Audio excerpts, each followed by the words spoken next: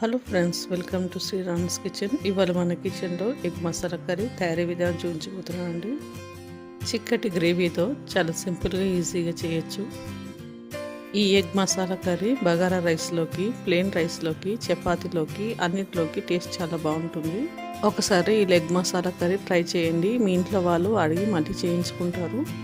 Spicy ఇష్టపడే వాళ్ళు ఈ ఎగ్ మసాలా కర్రీ చాలా ఇష్టంగా తింటారు. ఇంకా లేట్ చేయకుండా తయారీ విధానం చూద్దాము. ప్యాన్లో 1 టేబుల్ స్పూన్ ఆయిల్ వేసుకొని సన్నగా తరిగిన ఉల్లిపాయ ముక్కలు వేసి ఫ్రై చేయాలి. కొద్దిగా సాల్ట్ వేసి ఫ్రై చేయడం వల్ల ఉల్లిపాయ ముక్కలు తొందరగా ఫ్రై అవుతాయి. ఆనియన్స్ ఇలా బ్రౌన్ కలర్ వచ్చిన తర్వాత ప్లేట్లో తీసుకొని చల్లారనివ్వాలి. మిక్సర్ జార్లోకి ముందుగా ఫ్రై చేసుకున్న ఆనియన్ అలాగే పచ్చిమిరపకాయలు ముక్కలుగా చేసుకొని మిక్సర్ జార్లో వేయాలి. కొద్దిగా పుదీనా, సాల్ట్ వేయాలి. ఆ తర్వాత కొద్దిగా వాటర్ వేసి మెత్తన పేస్ట్ చేయాలి.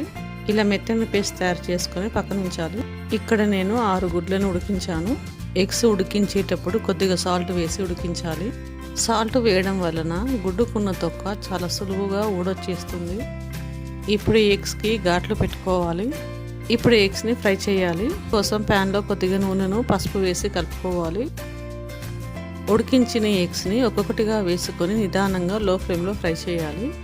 ఎగ్స్కి ఘాట్లు పెట్టుకోవడం వలన కర్రీలో ఎగ్స్ వేసినప్పుడు ఉప్పు కారం పీల్చి ఎగ్ టేస్ట్ చాలా బాగుంటుంది.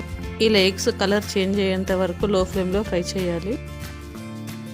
ఇలా ఫ్రై చేసిన ఎగ్స్ని ప్లేట్లో తీసుకొని పక్కన ఉంచాలి. చూడండి, ఎగ్స్ ఇలా అన్ని తీసేసిన తర్వాత అదే ప్యాన్లో 1 టేబుల్ స్పూన్ ఆయిల్ వేయాలి. ఇప్పుడు ఈ ఆయిల్లో కొద్దిగా పసుపుని, అల్లం వెల్లుల్లి పేస్ట్ వేయాలి. అల్లం వెల్లుల్లి పేస్ట్ నుంచి పచ్చివాసన పోయిన తర్వాత ముందుగా మిక్సీ పట్టుకున్న మసాలా పేస్ట్ వేసి కలుపుకోవాలి. ఈ మసాలా పేస్ట్ని కలుపుతూ 5 నిమిషాలు లో ఫ్లేమ్లో ఉడికించాలి. కర్రీ నుండి ఇలా ఆయిల్ సపరేట్ అయిన తర్వాత 1 కప్పు చిక్కటి కమ్మని పెరుగు వేయాలి. పులుపు ఇష్టపడే వాళ్ళు పుల్లటి పెరుగు కూడా వాడుకోవచ్చు. ఈ పెరుగు మొత్తం కర్రీలో కలిసిపోయేంత వరకు కలుపుతూ ఉడికించాలి. 2 స్పూన్స్ కారం వేయాలి. ఆ తర్వాత 1/2 స్పూన్ సాల్ట్ వేసి కలుపుకోవాలి. ఇలా కలుపుకున్న తర్వాత ఆయిల్ సపరేట్ అయ్యేంత వరకు ఉడికించాలి. చికెన్ మసాలా పొడి వేసుకోవాలి. కావాలంటే మీరు గరం మసాలా కూడా వాడుకోవచ్చు. ఈ గరం మసాలా ఒకసారి కలుపుకున్న తర్వాత కరివేపాకు వేయాలి. ఇప్పుడు స్టవ్ సిమ్లో చేసుకొని ముందుగా ఫ్రై చేసుకున్న ఎగ్స్ను ఒక్కొక్కటిగా వేసుకోవాలి. ఎగ్స్ వేసుకున్న తర్వాత ఒకసారి కలుపుకొని ఈ కర్రీలో ఎగ్స్ని ఉడికించాలి. ఇప్పుడు ఈ కర్రీలో 1/2 కప్పు వాటర్ వేసుకొని మూత పెట్టేసి 5 నిమిషాలు లో ఫ్లేమ్లో ఉడికించాలి. 5 నిమిషాల తర్వాత చూడండి, కర్రీ నుండి ఇలా ఆయిల్ సపరేట్ అవుతుంది. ఇప్పుడు మీ రుచికి సరిపడా కారం, ఉప్పు సర్వ్ చేసుకోవాలి. చూడండి, చిక్కటి గ్రేవీతో కర్రీ ఎంత చక్కగా కుదిరిందో.